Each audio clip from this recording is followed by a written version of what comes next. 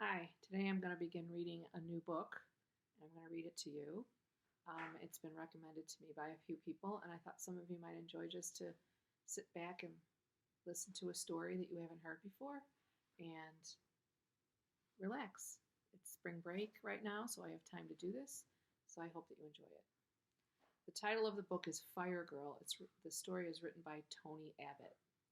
It's about a seventh grade boy who develops a friendship with a new person in his class. She is the victim of a fire, so she has some scarring on her face, and a lot of the other kids are a little um, put off by that. It makes them nervous, and they don't know how to deal with it.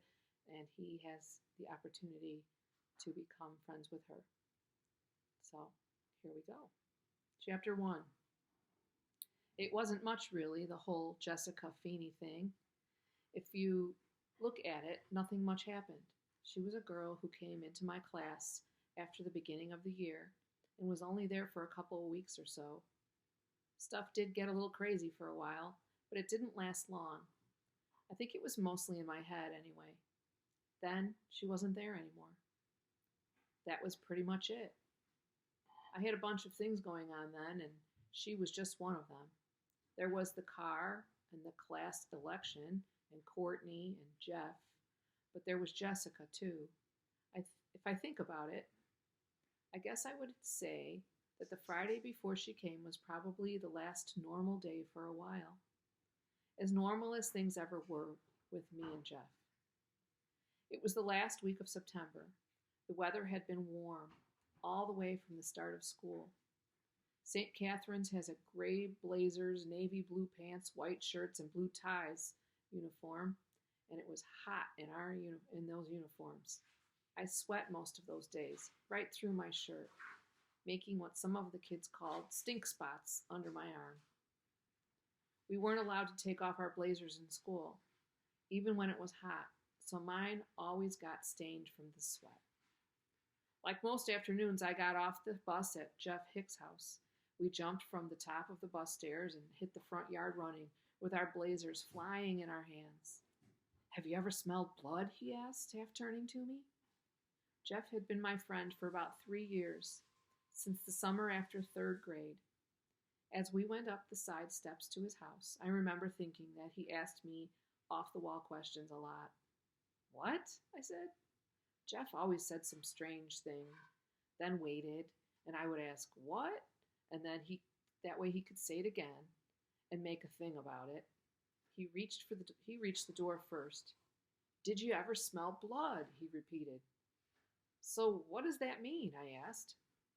Sometimes my mom comes home from the hospital all bloody from the emergency room. We rushed through the side door, making a lot of noise in the empty kitchen. Jeff's house was always unlocked, even though it had been empty all day. "Some guy's guts on her shirts," he said. "It's so gross. It's the coolest thing. So did you ever smell blood?" He yanked open the refrigerator door. "I don't know, maybe, when I cut my finger. That's not enough. I mean a lot. A whole glass of the stuff." I felt my stomach jump a little. "A glass of blood?" I said. "Who has glasses of blood?" He pulled out a tumbler of red liquid. "Blood?" from the refrigerator, and began drinking. He drank and laughed and drank. I finally realized it was cranberry juice. The juice sloshed all down his chin and onto the front of his white shirt. His shirt had little blots of red spreading down from the front as he was dripping juice and laughing and watching me, until I laughed too, at the whole thing. "Stupid," I breathed. How long did you have that glass waiting in there?" Laughing even harder, he put the dripping glass on the kitchen table and wiped his mouth on his cuff. "By the way, I went for a ride in it last night." He went to the basement door and pulled it open. I was looking at the glass on the table. "Huh?" He jumped down the stairs to a room with a TV and paneling. There were dark wooden shelves on the walls piled with stacks of his comic books. I was right behind him. "Went for a ride in what?" It was that game again, but I already knew. Duh. In your brain, he said, my uncle's cobra. I thought it was all you ever wanted to think about. Yeah, the cobra? He snickered as he went to the shelves. The cobra. A cobra is a classic sports car from the 1960s. I love cobras. Not the skinny kind they made for a couple of years, but the fat one. One you see them every once in a while. A cobra is low and all curved and super fat, like a chunky bug that's been pumped up like a balloon. It isn't a family car. It's just two seats, a steering wheel, and pedals on the floor. It's a machine. The racing tires are really fat. The wheel wells over each tire flare out like big angry lips. The front end of a cobra looks like a snake with two headlights like eyes and a big mouth, the radiator hole, that could suck the pavement right up into it. It's the nastiest looking fast car on the road. I love cobras. I've built plastic models of them. I've bought magazines about them. I once went to an auto show with my father, and they had a red racing cobra there. The shine was so thick, it seemed like if you dipped your finger into it, it would be hot and wet. But they wouldn't let you get near it, so I couldn't touch it. As if it's so hot it'll burn you, I remember telling my father. He laughed. Cruise nights at a drive-in restaurant in the next town sometimes had a cobra too. That past spring, Jeff had told me his uncle had an original cobra, and I was totally floored. He had restored it from a used one he bought in New York, where he lives. I had never seen the car, but Jeff told me it was a red one. The kind you like, he said. People don't really talk to me much in school or notice me, not even adults. My mother says it's because I don't get out there.